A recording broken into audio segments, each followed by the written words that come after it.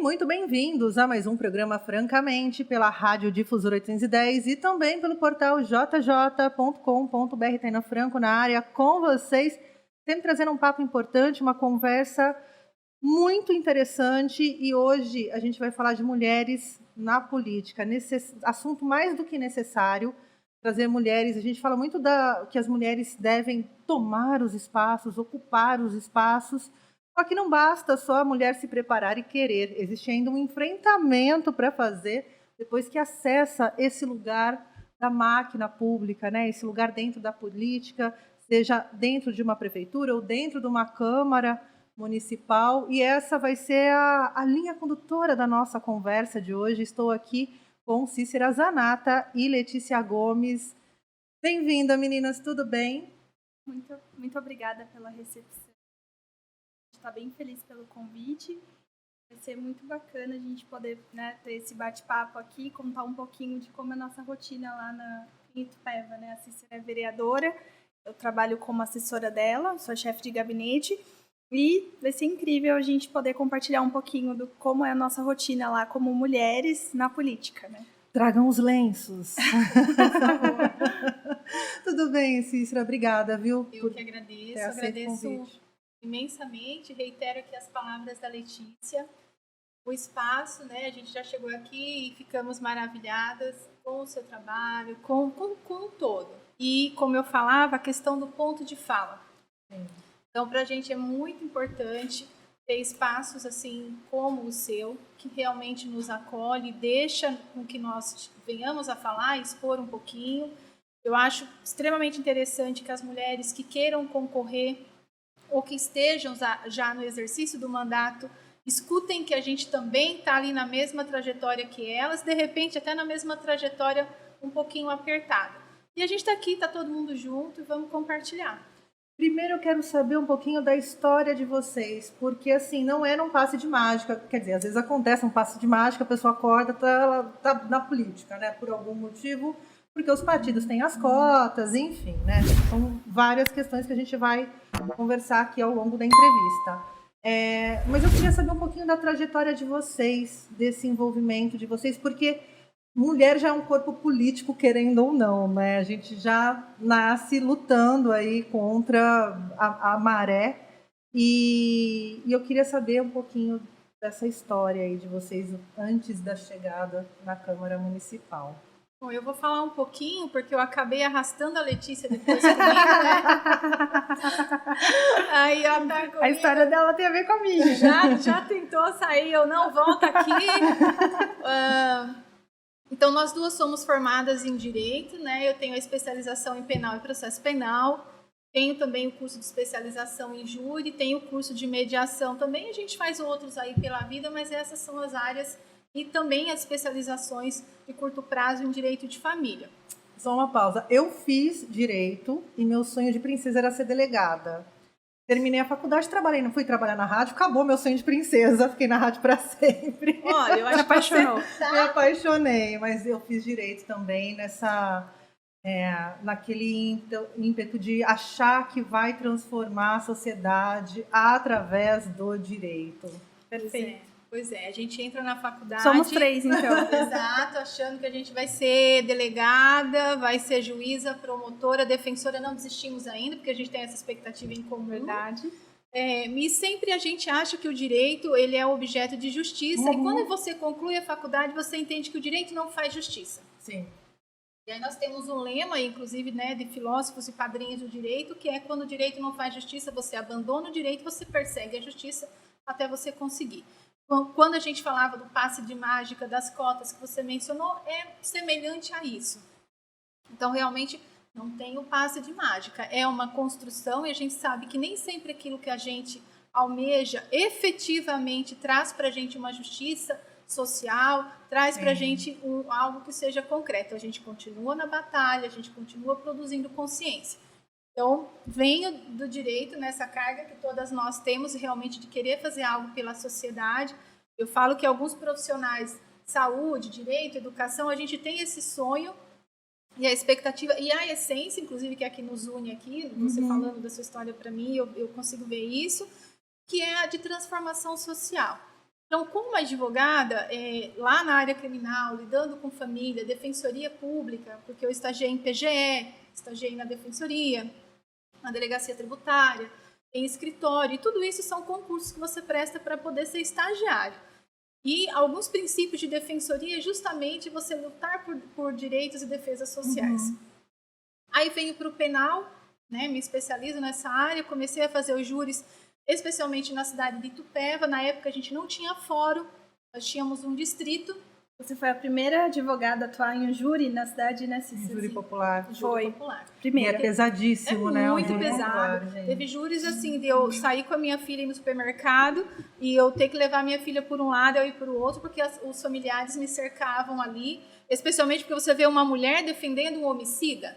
Porque o júri, você matou alguém. Sim, sim. E via de regra na sociedade, mulheres são mortas por homens. Sim. Eu vim até no caminho falando com a Letícia.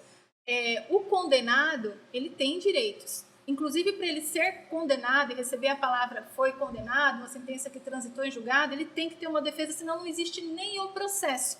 E você tem que ter uma defesa extremamente técnica, extremamente com todos os recursos, porque se perceber que você fraquejou, o réu é tido como indefeso, o advogado é processado e é colocado um que possa defender com todos os recursos aquele réu. Então, porque as pessoas acham que tá defendendo o bandido. Não é. É a questão do exercício do direito, né? Inclusive para chegar até uma pena, né? E ele ser efetivamente condenado e efetivamente ele cumprir aquela pena. Porque hoje a gente tem uma dificuldade na sociedade que as pessoas dizem, prende, solta, não cumpre.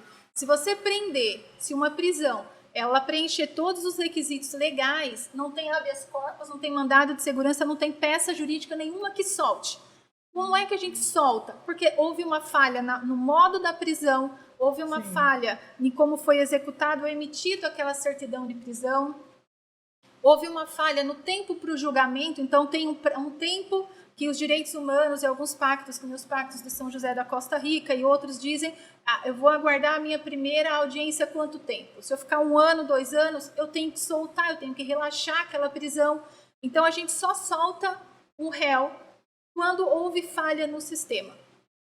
Se a prisão preencher todos os requisitos, se a sentença preencher todos os requisitos, não tem recurso que reforme uma sentença que condenou. Mas sempre existe falha no sistema.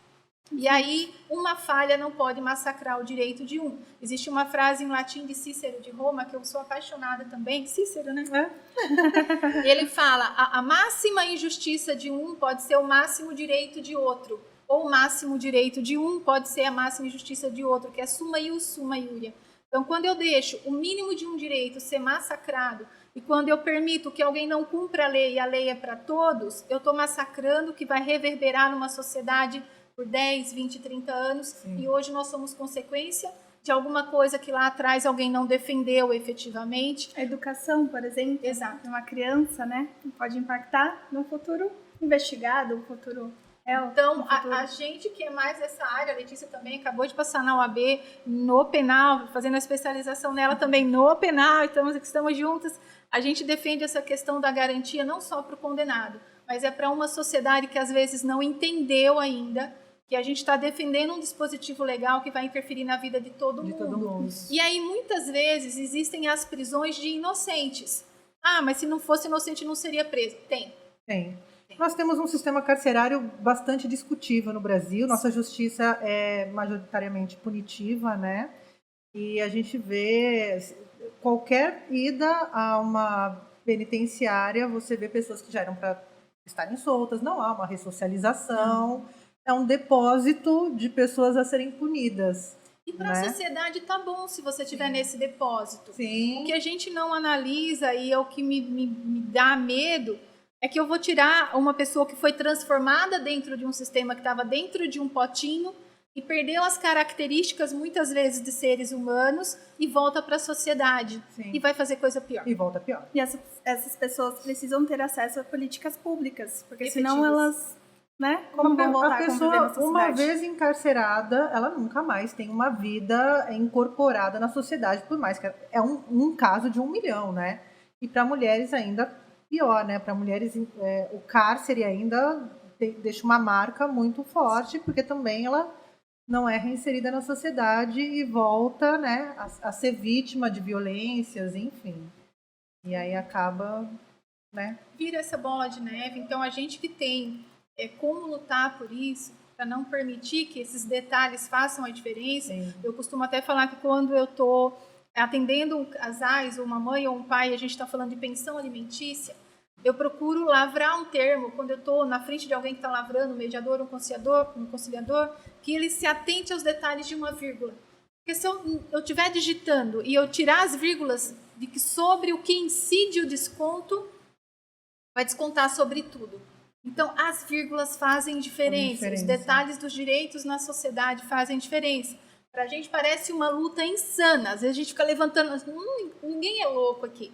Mas a gente sente na pele a consequência. A gente sente na pele a consequência como advogada. A gente sente na pele a consequência como mãe, que eu sou mãe. A gente sente na pele como educadora, porque eu já fui professora da rede. A gente agora como política, especialmente como mulher. Como usuária do sistema público de saúde. Então, se eu for ao SUS, se eu for pegar o ônibus, se eu for numa delegacia como advogada, se eu estiver andando numa calçada à noite como mulher, ou se eu for pegar um ônibus, ou até mesmo dentro da Câmara dos Vereadores, ser mulher. Então, às vezes, tomar os espaços é tomar mesmo. É você conseguir um direito e você continuar lutando para você colocar aquela bandeirinha de que, olha, eu conquistei e ela é constante. Então, são várias as consequências. Quando uma mulher avança, todas avançam, né? Sim. Não tem... Não volta... A mulher, ela tem isso com ela. Um homem avança e aí é ele por ele, né? A mulher, nessa sociedade, quando uma mulher avança, todas as mulheres têm um caminho ali um pouquinho mais aberto, né? Tem uma trilha a seguir, Sim. né? E lá em Itupeva, vocês estão também desbravando esse lugar, né? Dentro... Você falou educadora, advogada. São questões que mexem com o basal de uma sociedade, né? A educação, a política de direitos, né? Porque tudo se trata de direitos e deveres. E aí... Você fez parte do Comped também, né? Que foi algo também, um divisor de águas para seu ingresso na vida política, né? Foi o que fez eu ia com perguntar que justamente isso. foi Qual foi o ponto de virada, assim? Então, a gente nasce assim, Deus dá esse 1,62 m aqui pra gente. Essa voz forte que eu queria, eu falei, Deus, por que não 2 metros de altura, uma voz... Não, eu dar esse tamanho... E essa voz aqui dentro que não cala, que vai impulsionando, levanta e vai à luta e não desiste, bate a poeira, sacode, e sempre foi assim desde a minha adolescência. Uma cidadã indignada, que eu acho que é isso que move o mundo, né? O mundo é movido por pessoas indignadas. Sempre, sempre. A gente não pode nunca cair no comodismo. Aquela fala de que a zona de conforto não deixa a gente prosperar é verdadeira. Verdade. E de que a gente, que nem Hannah Arendt falava da banalização do mal, que eu amo Hannah, a gente não pode deixar que isso aconteça conosco. E eu tenho essa inquietude, essa coisa que não me deixa. Então, como advogada ali, lidando na cidade, a gente passou a ter fórum, a defensoria me confiava os júris, porque eu era conveniada, a defensoria tem aqui de Jundiaí. Então, um abraço para todos os defensores, que eu sou muito fã, né? Doutor Fábio, doutora Nádia, doutora Vivi, todo mundo. Veio, então, a questão, a OAB me nomeou, porque eu sempre acompanho as correições. Olha, Cecília, você tem aí um perfil social, a gente vai te nomear, na época era do Dr. Bressan, também sou muito fã do Bressan, da Daniela. A gente vai te nomear para você ser fiscal dentro do CONPED, Conselho Municipal da Pessoa com Deficiência. Está tendo uma violação de garantias lá, e a presidente solicitou a OAB para que a gente acompanhasse as reuniões. Me colocaram, eu aceitei a nomeação. E aí eu vi na época, a PAI passava por uma dificuldade enorme, estava quase fechando, não tinha doações, as crianças não tinham o tratamento adequado, não tinha como pagar os monitores, não tinha transporte, estava o que a gente chama de caos. E aí algumas crianças tinham tido se machucado da seguinte maneira. Algumas tinham dificuldade com o tômus. Então, a criança não fica em pé, e eu precisava de um monitor adequado para prestar os cuidados. Eu só tinha estagiário, eu não tinha, e uma criança tinha caído, tinha perdido os dentes, e aí eles pediam socorro. Primeira coisa que eu vi quando eu cheguei no Comped, a gente não tinha ata, não estava estruturado, o regimento interno precisava de reforma, muito embora os conselhos sejam raízes da prefeitura, aquilo ali não estava estruturado, então a gente batalhou para tentar estruturar e desenvolver uma política pública, por exemplo, do passe para o deficiente, que é o passe livre.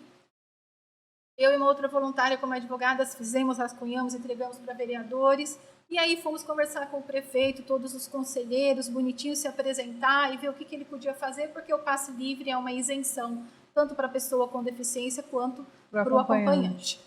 Naquela reunião, o prefeito vai daqui, a ex-esposa acolá, a secretária de Desenvolvimento Social se manifesta, olha, o senhor não é obrigado.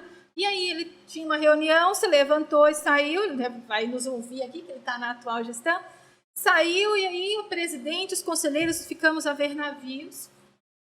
Depois houve uma reunião entre nós, eles nos deixou, vamos deixar quieto, não vai conseguir. Aquilo me indignou, porque nós não tínhamos catalogado a quantidade de deficientes que tinha no município.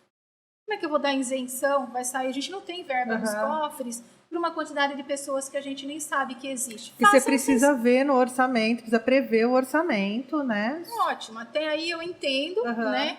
Não é uma imunidade, é uma isenção, então você tem que se preparar para isso. Seria uma política pública, inclusive, para esse nicho de pessoas que eu chamo de vulneráveis, né? E não tinha. E aí ele pede para que a gente catalogue, para que a gente levante. Aí eu digo, mas o censo, o IBGE, não somos nós os conselheiros que fazemos. O município tem que saber qual é a sua população de idoso. Porque é um dado básico do município. Exato. Né? Que política pública você vai prestar para essa população se você não sabe se ela existe? Do mesmo modo o idoso, do mesmo modo as crianças, do mesmo modo os estupros de vulneráveis, e por aí vai. Então aquilo foi fermentando, foi me indignando, e foi colocado que nós tínhamos que parar. Os vereadores que tinham recebido o projeto retiraram do Facebook o compartilhamento. Hoje vai existir, porque eu vi lá na casa que vai ter, e é o nosso projeto. Vai ser a política pública, na época não podia. Saí da reunião um pouco mais indignada do que você está vendo aqui. Cheguei no escritório e falei para minha parceira de escritório, falei, olha, eu vou me exonerar, vou avisar a OAB que para mim não dá. E se tiver eleição, aí quanto falta, parceira, para as eleições? Falta tantos meses para se inscrever. Eu vou concorrer.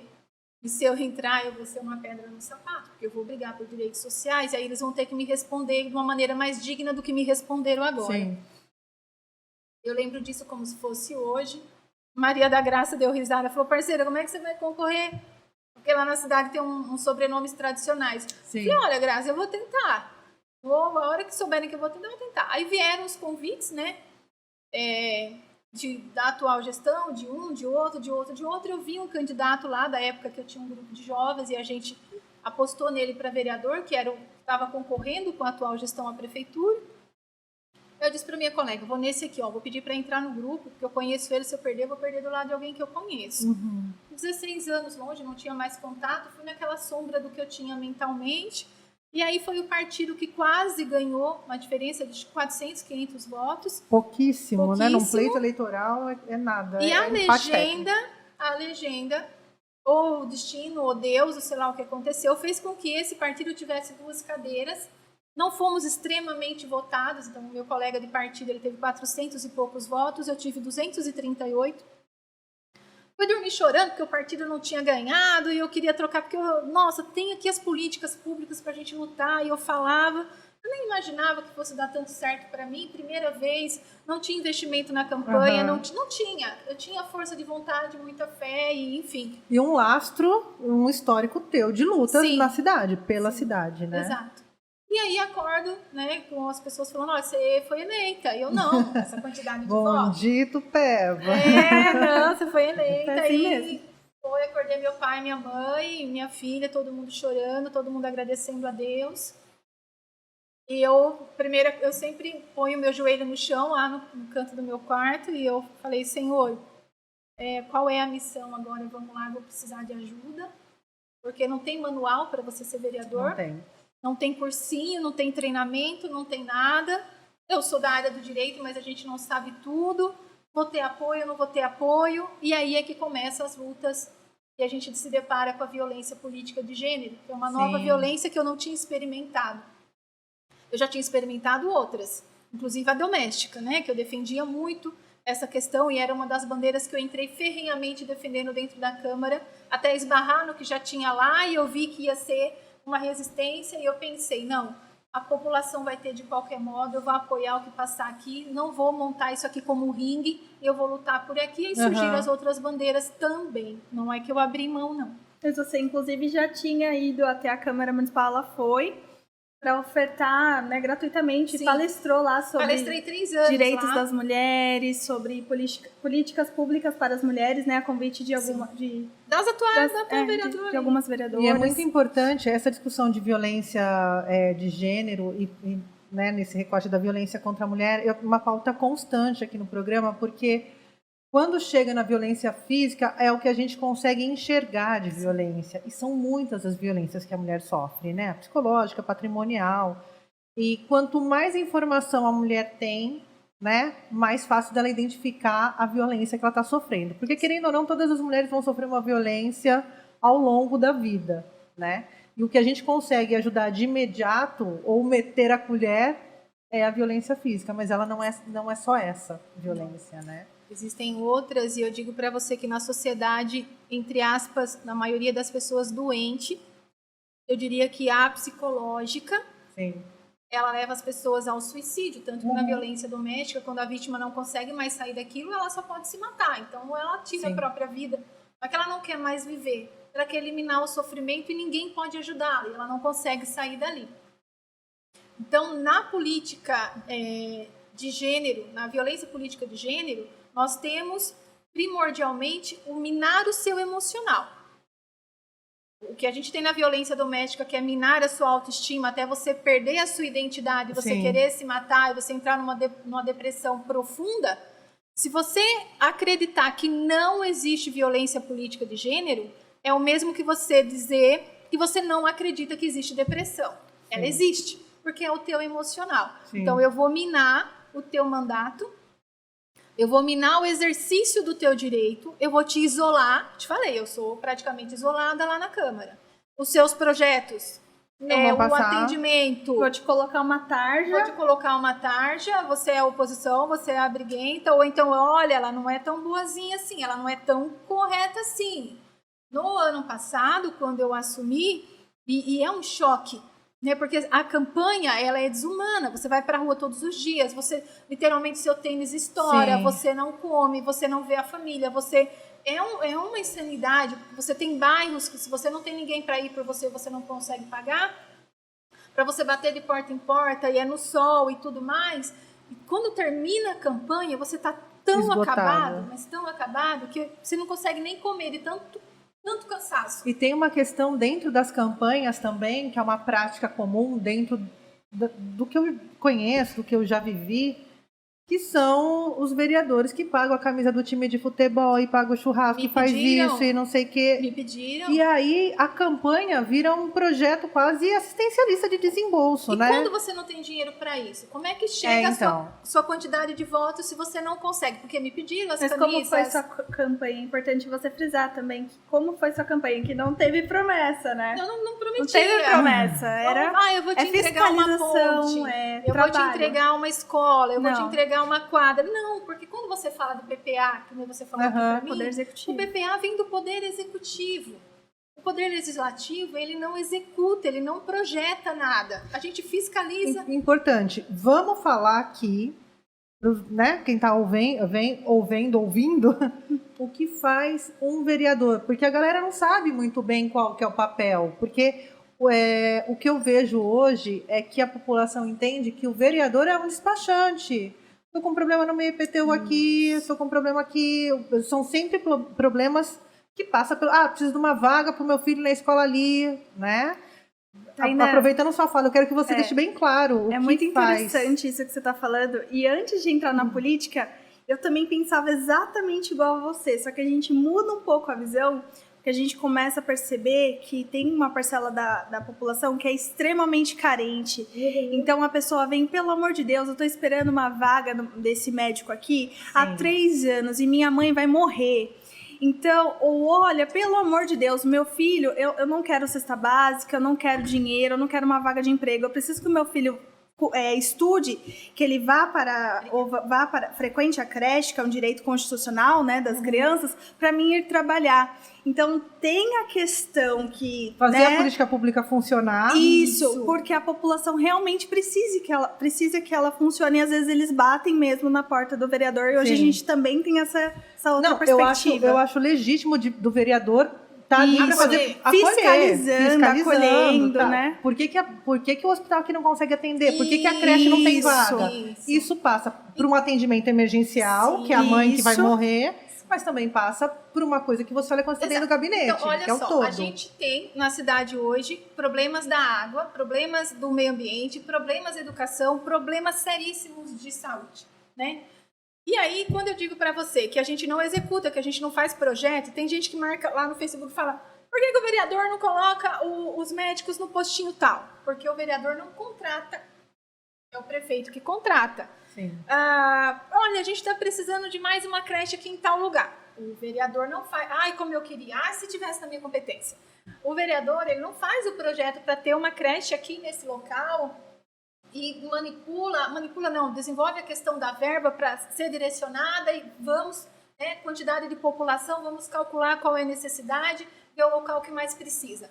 Eu consigo ter essa visão do que a cidade precisa, eu consigo ter a visão hoje como vereadora que falta os projetos para todas essas áreas que não foram planejados, então a gente tem esse descompasso o tempo todo de questões nessa área, mas o que Letícia quis dizer, que eu vi que você entendeu também, é assim: a população carente ou não carente, ela já aprendeu ao longo da história que o vereador vai conseguir a vaga na creche, a saúde, a educação, o transporte, o ônibus, qualquer coisa, a conta de luz que ele não conseguiu pagar, a conta de o poço, me pediram um cavalo, Telhas. eu falo, telha, como assim? Eu às vezes tenho dificuldade de entender, mas é histórico. Então vem a gente e tenta desconstituir anos e décadas de politicagem. Sim. Eu chamo de politicagem, não de política. Mas você não vai me ajudar? Não, a gente vai junto com você. Eu vou pegar você, ou Letícia, nós vamos te levar na Secretaria da Saúde ou na Secretaria da Educação. Você é munícipe. Eu sou tua representante ou não, se você não votou em mim, mas eu represento o município. O direito é teu, o poder é teu. Todo mundo aqui tem que te ouvir, porque inclusive os cargos comissionados ou nomeados estão lá porque você escolheu uma pessoa e aquela pessoa indicou alguém para trabalhar. O poder é do povo. Então, hoje a gente ensina à população o que é um pedido de acesso à informação. Já estão fazendo as petições. A gente ensina à população quais são os caminhos de falar com o promotor. A gente ensina às populações, à nossa população, o que é o direito, o que é o dever, o que é a obrigação. Mas, se ela precisar, a gente vai acompanhar ela no desfecho da má prestação do serviço. Então, o vereador, se a gente buscar em pesquisas, ele legisla. Vou colocar aqui para todo mundo, ele fabrica leis, pequenas coisinhas mais simplesinhas, porque o poder maior está no executivo, que é o prefeito. Então, se eu quiser fazer algo para dar um desconto no IPTU, eu não consigo. Se eu quiser fazer algo para a Guarda Municipal monitorar os bairros da minha cidade, eu não consigo. Se eu quiser fazer algo da assistente social para o passe livre para as mães e para os desempregados, que eu já pedi isso, inclusive, para poder procurar um emprego naquele dia, eu não vou conseguir, também não vão me ouvir. É tudo executivo. Mas eu vou dizer para você que você tem o direito de cobrar a má prestação do serviço, e além de eu conseguir legislar ou fabricar essas leis pequenininhas, que são coisas muito simples, risíveis, o poder do vereador em relação à lei é quase nada. Nosso regimento interno é muito limitado, a nossa competência não tem concorrente. E a Câmara tem um orçamento de manutenção da própria Câmara, né? Tem sim. Então, fiscal. Sim. O vereador, ele é um fiscal. O que um fiscal faz na rua? Ele multa. O vereador multa? Infelizmente, não. Ai, como eu queria. Nossa, Deus, como eu queria. Mas a gente fiscaliza e a gente diz à população, o seu direito foi violado aqui, essa pessoa que está na gestão não está te entregando, aquilo que você está acreditando é mentira, e aí eu provo para você e eu te ensino no meio do caminho, nas leis onde ele falhou, e a gente vai unir forças para cobrar junto. Sim. E nós hoje somos responsáveis para não deixar você esquecer que essa gestão que está acabando e vai passar o cajado te fez mal na prestação do serviço, não só para você, mas para a cidade inteira nesses anos todos. Quando eu digo não só para você, porque se eles perceberem que você está muito incomodado e está andando com a Cícera e com a Letícia, eles vão te chamar e vai resolver o seu problema. E da população restante não. Então hoje uma das nossas grandes lutas também É conscientizar as mães, os munícipes, os moradores, de que, olha, uma vez resolvida a sua questão, não vai resolver para a vida toda nem para o município. Luta, aguenta aí mais um pouquinho para a gente mudar a situação para todo mundo, para a gente sair do favoritismo. Sim, sim. Então, porque assim, a gestão passa e as pessoas continuam, sim, né? e os problemas os mesmos. E os problemas os mesmos e aumentados, né? Cada vez maiores. E quando se fala de política pública, é o mínimo de uma garantia, é o mínimo, né? Depois tem a cobrança que essa política pública seja desenvolvida e se crie ferramentas e se adeque ao município. E eu falo aqui sempre que as pessoas precisam participar dos conselhos, que a participação política não acaba no voto. Que isso é muito importante. A pessoa, não, votei, aquela pessoa me representa, eu lavo as mãos. E não é assim que funciona, pelo menos não deveria ser, né? E tem muito aquilo. A partir do momento que resolveu o meu problema, a gente tem agora os outros que lutem. Tem, né? uma dificuldade nessa questão de que eu votei e a pessoa me representa. A Letícia, ela entrou na minha vida, ela é a segunda assessora que eu tenho. A primeira eu exonerei por uma questão de quebra de confiança. Eu conheço ela desde o início da faculdade dela, né? Não foi a ver com política, são muitos anos já, e ela veio e acompanhou, e eu acabei chamando ela por uma questão de confiança, de índole, de caráter, e a gente fala a mesma língua, mas a gente se lapida muito. Eu falo, olha, a área pública, ela é ferrenha pra gente, e a Letícia sabe, depois Crescimento ela vai falar. constante.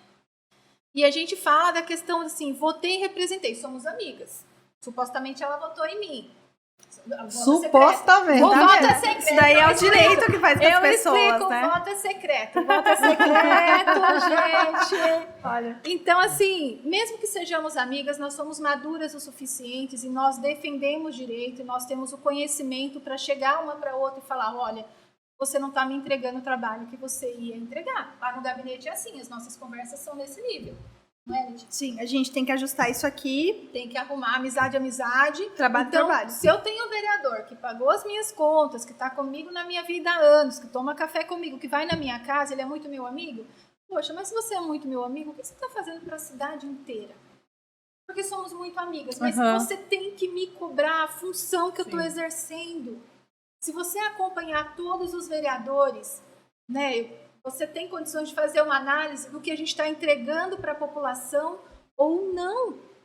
E, de repente, eu não consigo entregar para a população porque um grupo não me deixa entregar, me barra aqui na Câmara. Porque nas câmaras municipais acontecem movimentos como a gente vê no governo federal, né? Toda hora, por exemplo, na TV, não, o Centrão, porque tem que alinhar para votar, para passar projeto, enfim. Isso, de uma maneira micro, acontece nos municípios, né? Eu sempre falo que é saudável que a Câmara Municipal seja oposição, né? Aqui a gente está muito num lugar de tensionamento político, lado A, lado B, e a política pública não funciona nesse lugar, né? De tensionamento, que daí vira um cabo de guerra, e quem sai perdendo, óbvio, é o povo, porque daqui a pouco cada um está cumprindo seus interesses ali dentro de uma gestão, e isso vai passar. Mas a Câmara Municipal, os vereadores se conversam, né? Para aprovar projetos. Você precisa ter aliados Alguns sim, outros não. Não, mas teoricamente, os vereadores teriam que se conversar para discutir políticas públicas para a cidade. Sim, porque eles são os que estão mais perto dos munícipes, Dos né? munícipes. Mais perto do que o Poder Executivo. Mas isso não acontece porque há um tensionamento, né? Na hora de aprovar propostas. Fica extremo. Você falou que você está isolada lá. Exato. Você consegue aprovar essas coisas lá? Você consegue ser ouvida?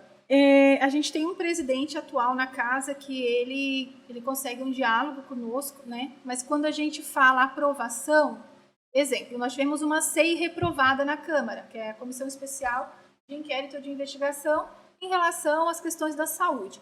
Para esse documento nascer, ele precisa de 5 assinaturas, nós somos em 13, de 5 assinaturas. Esse vereador ele já tinha tentado antes e não tinha conseguido. O regimento fala que para nascer o documento 5, aí vai para o plenário, que é o dia da sessão, e ele tem que ser aprovado por maioria.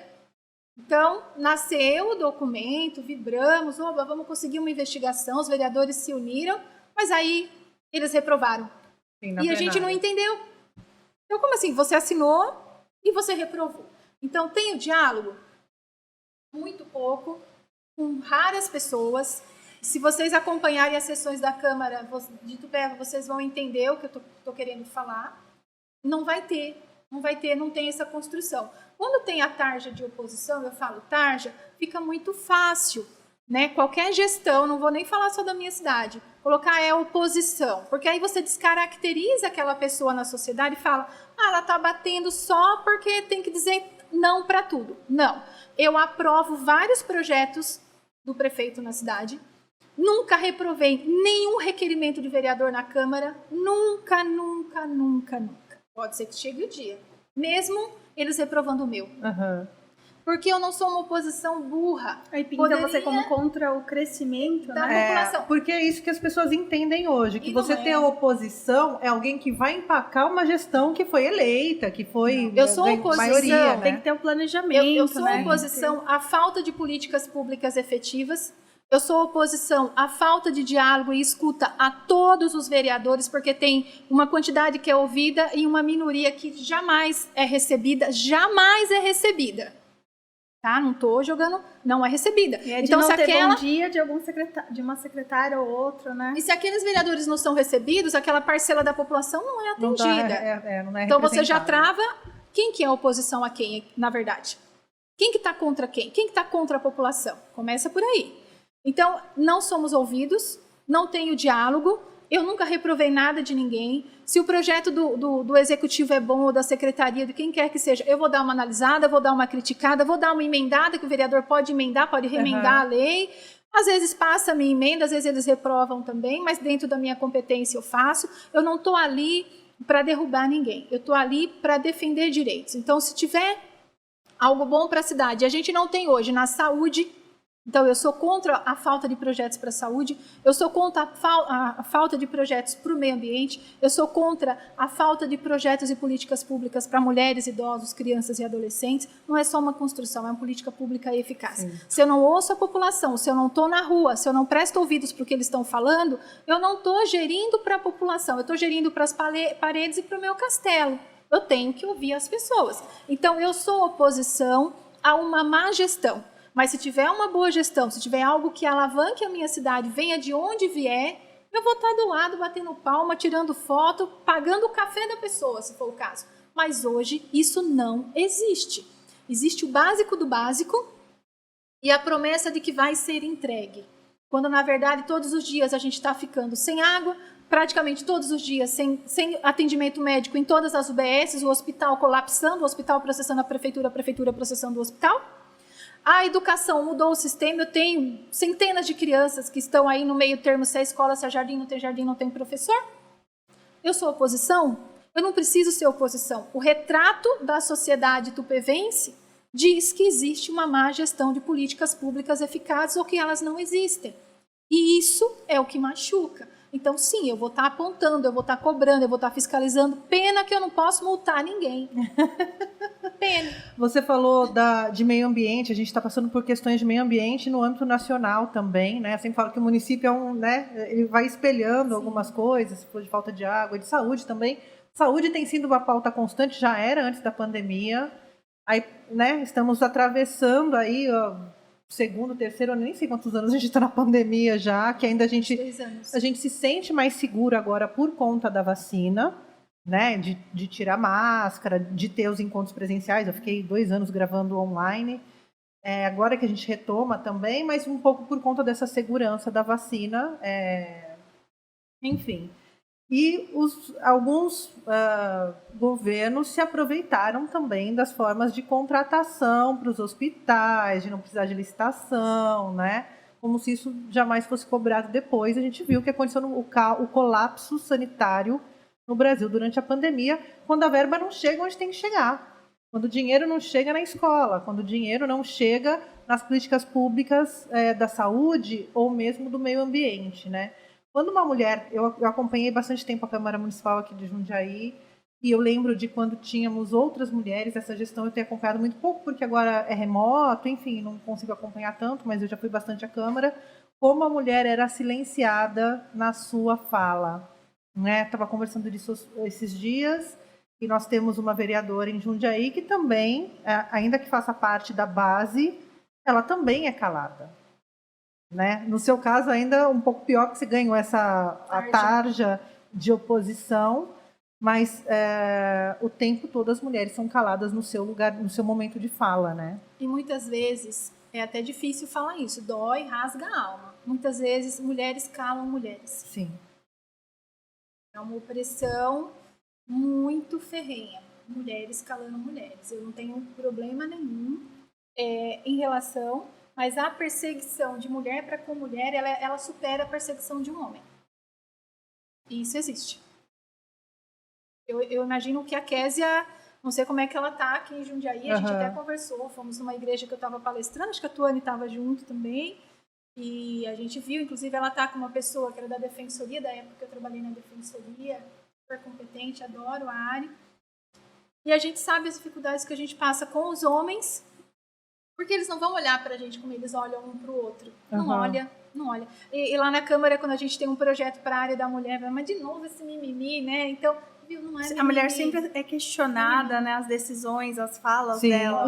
O homem ele é assertivo, a mulher é histérica. Sim, exato. Né? Exato.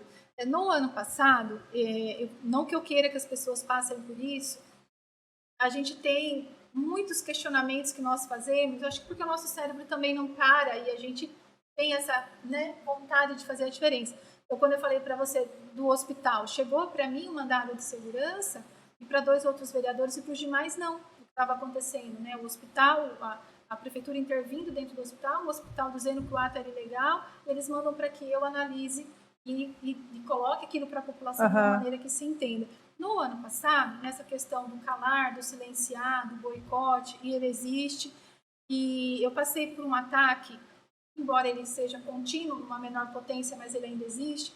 Eu verifiquei em outras cidades, porque várias vereadoras se manifestaram e muitas disseram assim, hoje eu e minha família, a gente é tratado com psiquiatra e a gente, para poder sobreviver, todo mundo passa por um tratamento aqui em casa. Aquilo me doeu bastante, até me emociona, porque a política tem um histórico de pessoas depressivas. Vejo alguns homens que até hoje já não estão mais na política lá em Itupeva, mas que se tratam também, mas...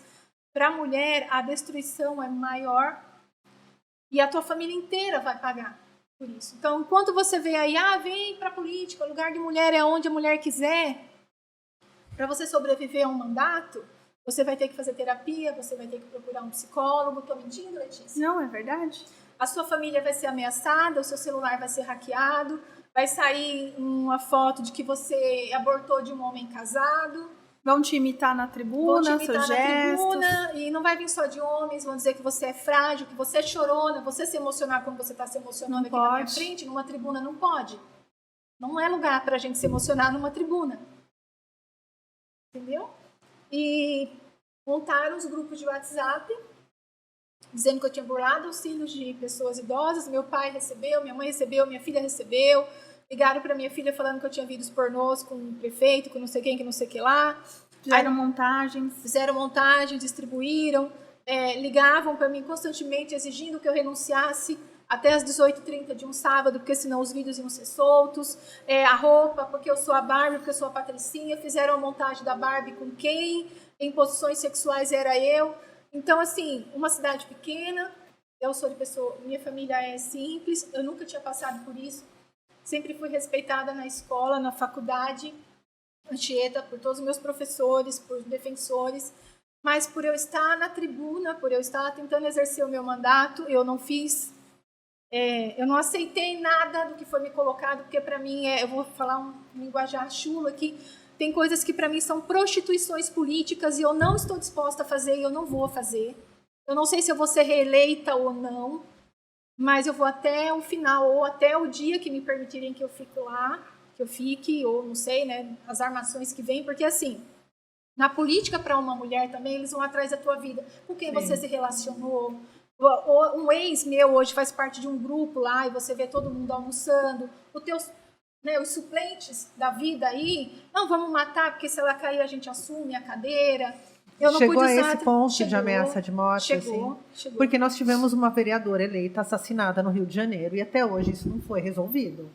E não vai ser. E não vai ser. Né? Esse é um caso muito emblemático. Houveram outras agressões contra outras mulheres ao longo da política brasileira, né? Esse é um recente ainda, né? A gente espera por justiça até para que as mulheres se sintam seguras de entrar para a política. Então, você tem que ter um grupo que te apoia, uma ideologia que te apoia. Eu escolhi um grupo e mergulhei de cabeça, mas eu aconselho a ninguém fazer isso. Você tem que entrar num grupo que divida ideologias, que te apoie, que diga eu estou aqui com você, porque quando você cai, você fala, olha, eu não consigo sair de casa. Aí você vê seu pai, você vê sua mãe sofrendo, você vê seu filho. E aí as pessoas falam, olha, a gente confiou em você. Você tem que ter alguém que te segure. Como é que a gente caminha sem apoio? E lá na cidade eles sabem que é visível isso para mim. Então, eu não sou oposição, não estou contra pessoas. Eu imagino que não deva ser fácil estar numa secretaria e não conseguir desenvolver ou não conseguir atender. Eu, como advogada, às vezes eu não entrego aquilo que o cliente quer. Eu imagino que não deva ser fácil ser prefeito, ser vereador, vereadora, não sei. Na pele eu consigo dizer o que eu estou sentindo. Mas sem diálogo, sem construção, sem respeito, a gente tem a política, como a gente tem no mundo, um Putin, e por conta de poder e ganância, eu não estou preocupada se você vai morrer, se sua família vai morrer, eu não vou perder o poder. E como você disse que o município é reflexo da esfera maior, nós somos reflexo da política mundial. Sim. Então, se eu tiver que te matar, se a sua filha estiver sofrendo, se seu pai estiver sofrendo, ai, que Importa. dó. Vai vir um meme depois, talvez com a minha fala aqui, porque é assim. E é assim que é o exercício de um mandato de uma mulher que decide pensar, questionar e dizer não para muita coisa que eu chamo de prostituição política. Não sou perfeita, mas a política é para transformar vidas. É que tem um modus operandi na política que ele já está enraizado, né? Não vou mudar o sistema. E a gente normalizou a corrupção. Banalidade do mal. O mal se transformou em normal. Normal. Contudo, tem uma coisa assim, muito interessante que a gente tem percebido, é que assim, vários munícipes têm se aproximado, têm ido às sessões, têm ido às audiências públicas, têm levado os questionamentos por escrito, têm apoiado, têm dito assim, olha, Cícera, eu vejo você nas audiências, nas sessões ordinárias, e eu estou acompanhando o teu trabalho. Então, eu acho assim, que é isso que ainda nos motiva, porque tem munícipes, mulheres, homens, jovens, que estão analisando as situações, estão vendo o nosso trabalho, estão percebendo que eles têm voz e estão nos apoiando. Então, isso já é algo que, graças a Deus, hoje nos motiva.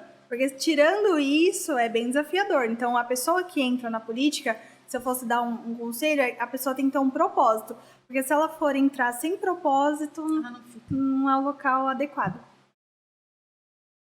E você está se cuidando de...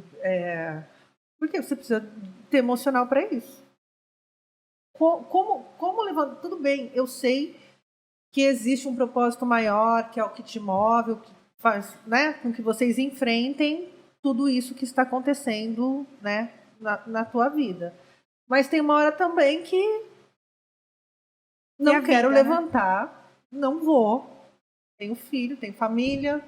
Como que faz? Eu falo para Letícia. Eu até tinha decidido renunciar, eu conversei com o presidente na Câmara. Ele não faz assim. Vou para o meu escritório, vou voltar a dar aula. Impactar na sociedade de outras formas. Né? Vou entregar currículo no mercado, vou dar aula de filosofia, vou fazer um cursinho, qualquer coisa.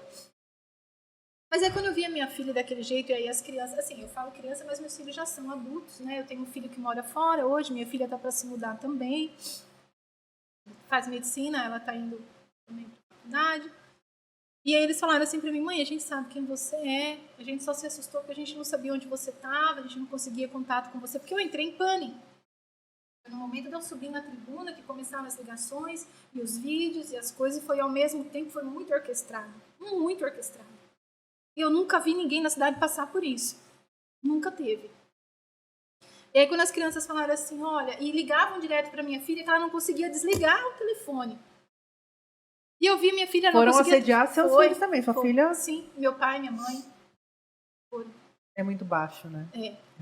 E aí eu vi tudo aquilo, o que eu pensei? Se eu desistir hoje, Vai tirar essa sensação dos meus filhos ou dos meus pais? Não vai. Então eu vou até o último dia, que foi quando a gente começou a conversa. Eu falei, não sei se eu vou ser reeleita, também não sei se quero ou não. Hoje eu não sei mesmo. Vou deixar para o final, né, Lê? Exato. Nós estamos trabalhando aí, vamos fazer o que tem que ser feito. E as crianças falaram, não, mãe, venha o que vier. E a filha falou assim, tomara que a moça do vídeo pornô que eles falaram que tem aí não tenha celulite, né? Eu falei, filha, tomara. Então, que eu seja bem representada, pelo menos, né? Mas aí teve isso também, eles foram atrás de um ex-namorado meu, eu fui vítima de violência, então eu processei, eu tive medida de afastamento, ele me seguia armado, foi bem difícil na época para me livrar. Hoje ele faz parte de um grupo, se você for na Câmara, de repente ele vai estar lá com um grupo lá dentro.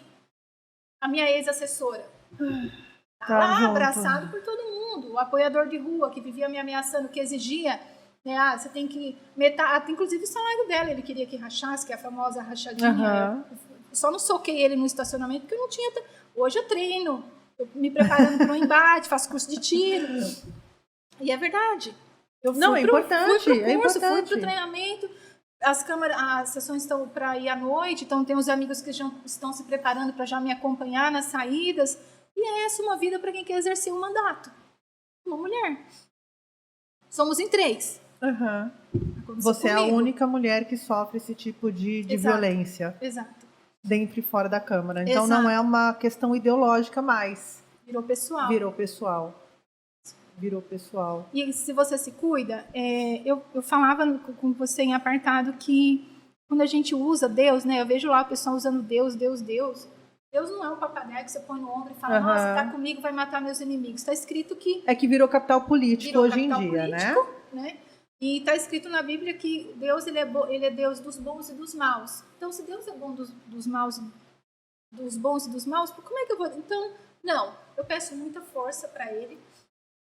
Desde a madrugada que eu tomei ciência que eu tinha conseguido entrar, eu falava e falo sempre, me ajuda a completar a missão, me ajuda, eu sei que tem muita gente, a Letícia fala, a gente está impactando na vida de muita gente que realmente necessita de ajuda, de orientação, de acompanhamento, às vezes até de uma escuta, de uma instrução de como chegar lá na ponta e buscar o direito dela. Então, esse grupo de pessoas, inclusive, tem me apoiado, teve um movimento de mais de 100 pessoas, eu não pedi, eles se movimentaram.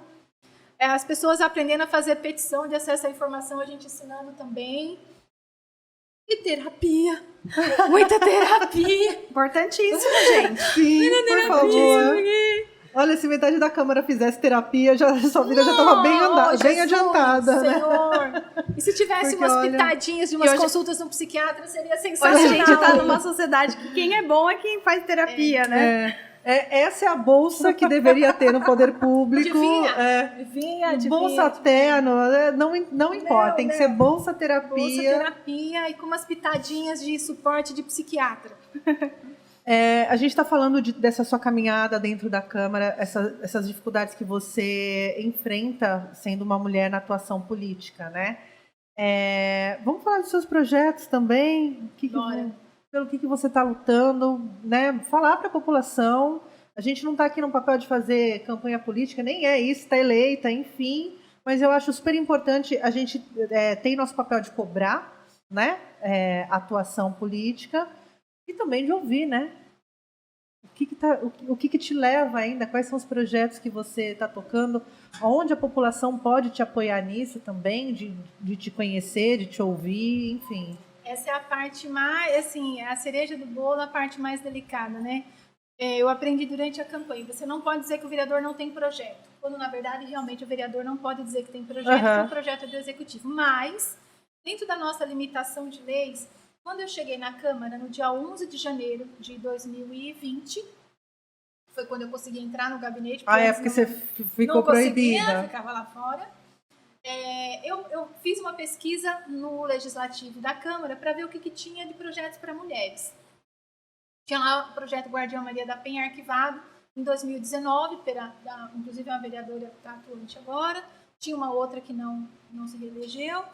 E aí eu perguntei, tá arquivado? Tá, mas por que será? Eu conheci a Melo, aqui da GM de Jundiaí, a gente estava conversando. Andréia Melo, né? Melo, muito amiga, incrível. Muito querida. Inclusive esteve no gabinete essa semana, né?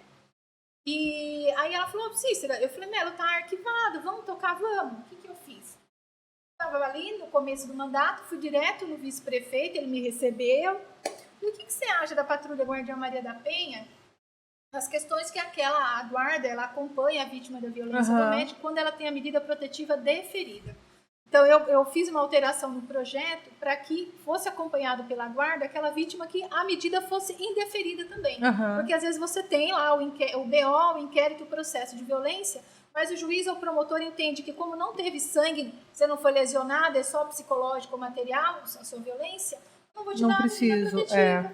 E aí, essas políticas ainda muito machistas, né? Porque a mulher só é vítima de violência quando ela está sangrando ou quando o corpo está estirado no chão, né? Antes disso, não ou então, quando ela se mata, nossa, por que, gente? Procurasse Deus. Ai, coitada. Pois é. Procurasse Deus, né? Ajuda. Porque justiça não adianta nem sempre, né? Você chegar numa DDM, você falou de vulneráveis também que sofrem abuso, essa é uma questão também que eu sempre trago aqui no programa, e aí no ML sofrem outro tipo de violência. O que você fez? Que roupa você estava usando? Você estressou ele? É isso. Mas por que você ficou com ele esse tempo todo? Só agora você veio aqui? Quando eu tinha 9 anos, um cara me pegou na rua, colocou éter, me bateu, eu consegui escapar, e a primeira coisa na delegacia, eu tô com 40, a primeira coisa na delegacia foi: porque também você tá na rua de shorts? Eu tava de short jogava vôlei, olha né? Só, joelheira, tudo. E aí a primeira pergunta que me foi feita foi com relação à minha roupa, a camiseta do clube que eu jogava e a bermuda. De você encontrar um ambiente acolhedor, que às vezes a gente percebe que as vítimas, elas estão no ciclo de violência, ou no caso você sofreu um ataque, então não é fácil, porque a gente vive numa sociedade machista, às vezes de você expor, né, o que aconteceu. E aí, quando você se depara com um ambiente como esse, como que você vai, né, procurar acolhida, ajuda? Né? Por isso que tem os gráficos são altos, mas tem muitas mulheres que nem procuram, nem chegam a entrar numa delegacia para denunciar. As pessoas falam, o número de violência aumentou. Não, o número de denúncia aumentou, né? E essa é a primeira luta, né? Aumentar o número de denúncias e aí ter políticas para o acolhimento dessas vítimas, né? Seja mulheres trans, crianças, enfim, da gente ter esse acolhimento seja feito de maneira, inclusive, atendimento eficaz, multidisciplinar, né? Essa questão do projeto foi um auê, aí a outra vereadora, o prefeito, não, por fim o meu caiu por terra e aí o dela ressuscitou.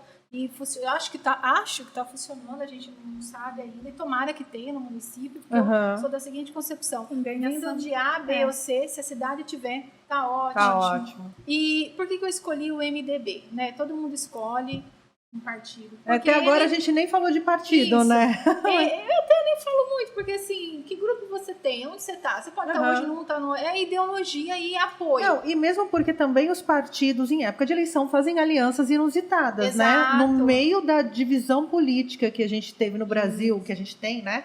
Que PSL e PT fizeram alianças em vários municípios, né? Que é o extremo ali, o partido do ex-presidente Lula e o ex-partido do atual presidente Bolsonaro. Fizeram alianças em alguns municípios. O munícipe falou para mim na semana passada: por que você está falando de emenda parlamentar do seu partido? Você não precisa. É verdade, a gente não precisa, porque você está trabalhando sozinho aqui, você está nessa. Você não precisa. Mas por que eu escolhi? Porque foi o criador no Brasil das delegacias das mulheres, a DDM, que falava que nos municípios que têm 100 mil habitantes, obrigatoriamente tinha que ter uma DDM. Então eu falei, eu vou entrar. Nós vamos registrar todo mundo que não tem o título registrado aqui e a gente vai batalhar para ter uma DDM, porque o índice de violência em Itupeva é mais de 200 mulheres por mês. Quantos mil habitantes tem em Itupeva? Quase 64 mil votantes, mas a gente tem uma população transitória de mais ou menos 100 mil. Porque ele também tem bastante indústria, né? Tem o Etnoil.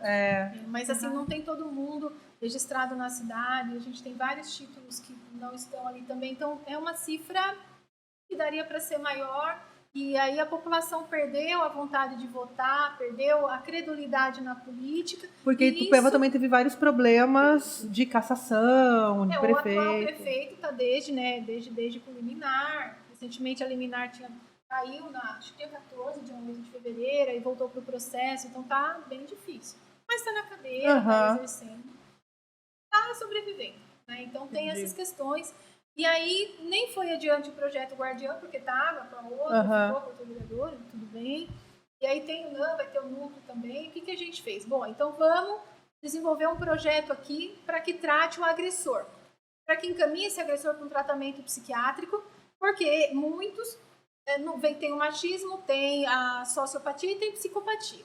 A gente precisa identificar o que é para que ele não volte a regredir. Então, dentro de algumas medidas, existe o projeto lá dentro da Lei Maria da Penha que obriga o réu, o homem, a procurar, enquanto durar a medida protetiva, ir no centro de fazer tratamento. Acompanhamento. Então, a gente fez essa ligação para que ali em Itupeva, os agressores, uma vez identificados, no convênio com o MP e delegacia, eles fossem levados para lá. Ainda não se efetivou, mesmo porque a gente tem um psiquiatra no município que não está atendendo ninguém, então o CAPS ali da saúde mental está precário. O psiquiatra ficou doido. Ficou louco, não atende mais ninguém. Então a gente não tem esse suporte básico para o emocional da população, nem para os tratamentos, nem para as pessoas que seriamente acompanham ali os medicamentos que são realmente regulamentados, a gente não tem. Então, tem essa dificuldade também, mas é uma das coisas que nós desenvolvemos. A gente tem o projeto de preferência, então, onde a vítima de violência doméstica, a família que tem o idoso acamado,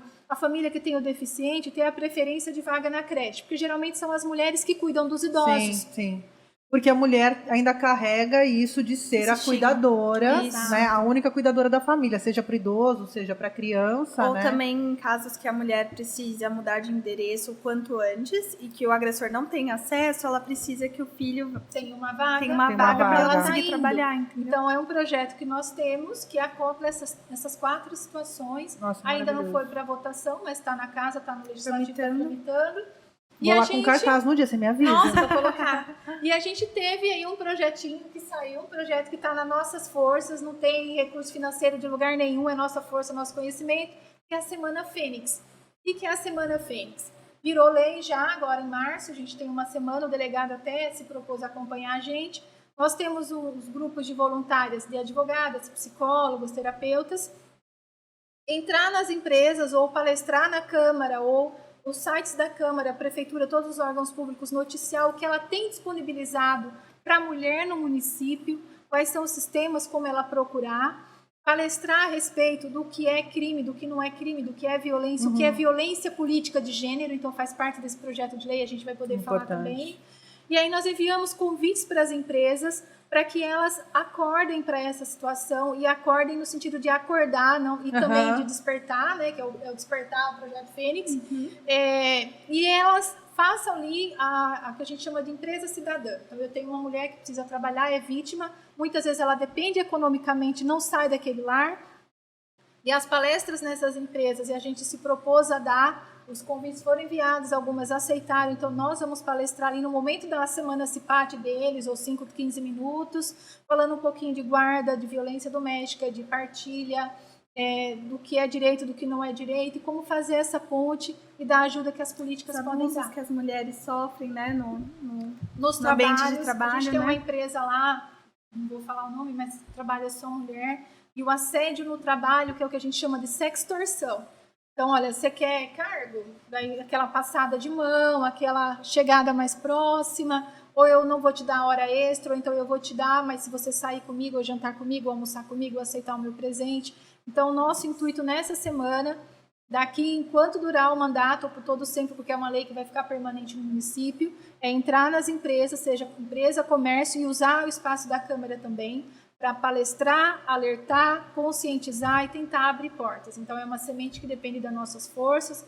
Já não vai ter boicote, porque a gente não depende de boicote. Nós é que temos a matéria-prima, né, o conhecimento, a indicação, e é uma das coisas que está em vigor também. Super importante. Você falou desse... eu acho que informação é ferramenta, é arma e é patrimônio, né? Então, Sim. Quanto mais informação vocês conseguirem passar para a população, quanto mais caminhos... Eu acho que melhor a construção ali de uma sociedade melhor. E essa questão do homem ser tratado é uma questão também extremamente importante, porque a mulher pode conseguir a medida protetiva que for, mudar de endereço, fazer plástico, mudar... Se o homem não for tratado, não tem o fim no ciclo da violência, porque se não for essa, vai ser a outra. E esse ciclo ele vai agravando também, né? Então, a violência ela é cíclica, né? Tem lá, você vai reconhecendo em que fase que ela está. E o último caso é o feminicídio, né? Que todo mundo fala que é mimimi, que é homicídio igual, mas, né? Você morrer pelo gênero é um agravante, né? Então, informação realmente é poder. Menina, vocês querem falar mais alguma coisa? Querem colocar mais alguma coisa? Eu tô tão feliz dessa conversa que a gente teve. Foi maravilhosa. Como é que é trabalhar comigo, Letícia? Letícia, vai entregar. É sensacional, aquelas, né? Eu quero um aumento. Câmera principal. Pronto, é coisas que estão dentro do que ela pode.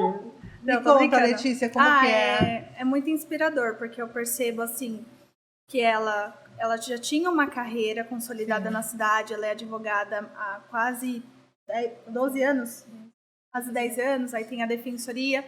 Então, ela se doa integralmente. Ela, assim, a gente percebe, ela não precisaria estar na política hoje. Ela tem a carreira dela, tem a história dela. Então, ela faz com amor.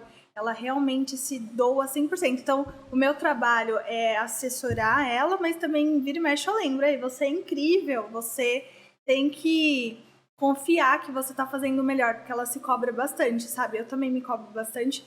Mas, assim, é uma experiência de crescimento e eu tenho certeza que ela tá plantando uma semente na cidade, que ela da mesma forma que já foi plantada em mim, ela tá impactando muitas outras vidas lá na cidade. Não, ela plantou sementinha aqui, eu já reguei, inclusive, já regou, né? Aqui. É isso aí. Aí eu te digo, você imagina, nós somos mulheres, não somos de ferro.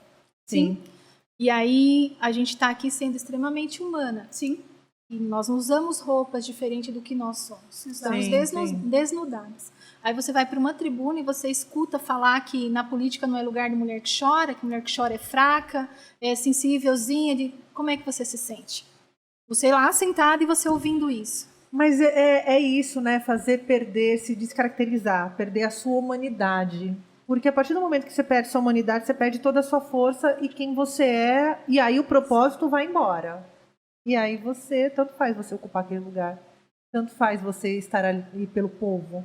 Porque a maioria, as pessoas estão ali por objetivos pessoais, em grande parte. E aí que entra, por exemplo, ela veio da trajetória da Defensoria Pública, também estagiei na Defensoria Pública, então direito social me chama, assim, eu tenho essa chama, só que eu sei, a gente até conversou informalmente que a política não é só isso, e quando você fala em política e mulher, às vezes já pensa em direitos femininos. Hoje não, tem várias pautas. Orçamento, nossa, a gente teve que estudar tanto, o plano plurianual, foram dias sentadas lá, pesquisando curso, então... E não basta ter o direito na bagagem. Eu estou fazendo gestão pública, Finanças. Inclusive, e não adianta também, porque a prática do dia a dia, ela é cruel, Exato. assim, você tem e vai pesquisar, porque não basta a gente ser competente.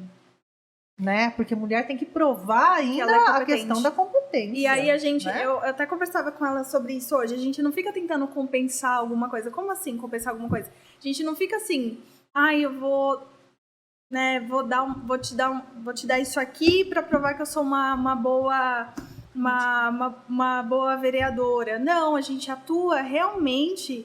A gente já tem ali as nossas prerrogativas, as nossas funções. Então, se a gente fosse hoje para uma audiência de prestação de contas, a gente ia tranquilo e eu durmo assim, tranquila. Porque com a cabeça no travesseiro e dorme. Exatamente. É o que vai dando combustível. Minha avó falava que você vai apanhando, chega uma hora que adormece de um jeito que você fala assim, nem doeu. Eu penso, a minha avó já partiu, eu penso a minha avó falando isso.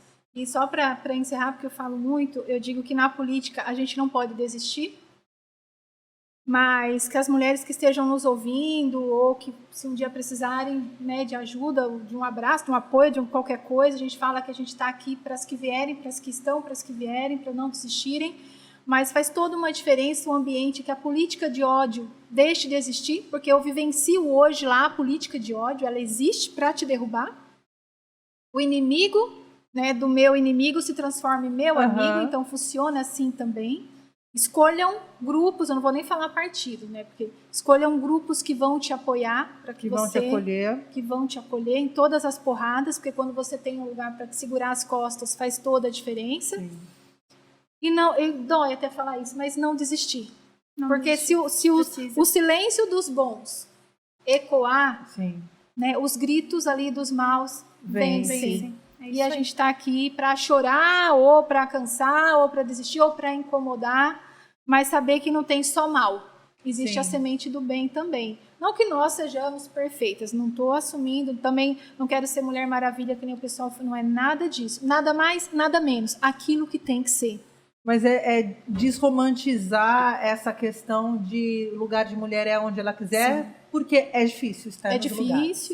Então é importante isso, que olhar esses lugares onde a mulher quer chegar e que esses lugares recebam as mulheres, porque não recebe, não é receptivo, né?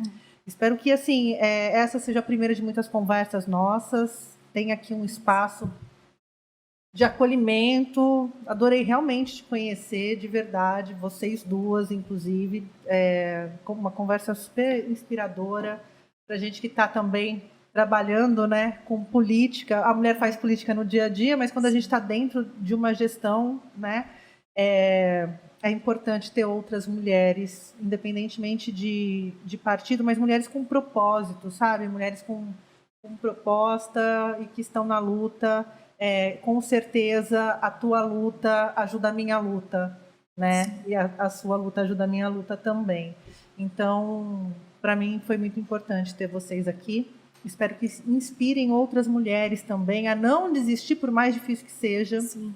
Né? E que essas pessoas que estão perseguindo, ameaçando, né, dentro ou fora da política, é difícil, né? A gente falou aqui sobre justiça, é tão difícil, né? Mas que se encontrassem a luz, né? Já estava bom. Já estava bom. Mas eu espero que você termine com um grande êxito. Amém. Tem mais 2 anos aí pela frente. Tem mais 2 anos. Tem mais 2 anos, e que sejam 2, e que sejam mais 4. Amém. Obrigada. E que a gente se encontre nessas lutas da vida. Muito obrigada pelo acolhimento, pela recepção, por nos dar um espaço de fala. Estou muito feliz, assim, foi muito gratificante o meu dia hoje. Eu falo que na política a gente vai recebendo alguns presentes, que é aquela lembrança que você leva para a vida, sabe? Quando você senta ali, você fica pensando na tua vida. E isso aqui hoje, para mim, é um marco dessa lembrança, então foi muito enriquecedor. Obrigada de verdade, de coração, e eu estou à disposição. Obrigada, Cícera. Gratidão, obrigada, Letícia. Foi maravilhoso. Obrigada mesmo. Esse espaço aqui, seu parabéns pelo programa. Realmente faz toda a diferença as pessoas, né, terem acesso a vários tipos de informação, conhecer, né, novas pessoas, assim, parabéns, muito legal mesmo. E vão se acostumando a estarem aqui sempre. Oba! Tuane, obrigada, viu, Palteira? Muito obrigada. Rafael, obrigado também aqui, que está pilotando as câmeras. Para você que está ouvindo pela rádio, confira essa entrevista também no YouTube e no Spotify. Logo no Instagram também tem os cortes, a gente separa aí uns melhores momentos. A conversa toda foi incrível, mas a gente vai separando uns cortezinhos aí para a galera que às vezes está na fila, está no trânsito, né? Dá aquela escutadinha rapidinho ali, e espero que a informação chegue. Para você de Itupeva, apoiem, né? Apoiem esse projeto. Vá até a Câmara Municipal, já está rolando na Câmara mesmo, ao vivo, não é mais online. E é importante a população estar presente nas sessões também, a transmissão às 10 da manhã online ainda, mas a gente está lá durante o dia, a gente recebe, a gente agenda. Se o munícipe não pode ir até lá, a gente vai até ele. A gente está à disposição. Tem algum contato que possa passar? É 94198-2023. Esse é o número do gabinete. Perfeito. Acesso direto à Cícera. E é 24 horas mesmo, viu? Exatamente. 24 horas. Mas se puder, você, num horário comercial, ajuda um pouco a pessoa a ter uma vida, né, gente? Vamos lá. Se puder ser até às 6 da tarde, facilita um pouco a vida dessa mulher aqui, dessas mulheres aqui. Gente, é isso. Obrigado pela companhia. Confira a programação da Rádio Difusora, confira lá o nosso YouTube, o nosso Instagram, o programa Francamente. Eu vou ficando por aqui. Fiquem bem, bebam água e tchau. Francamente, com Tainã Franco.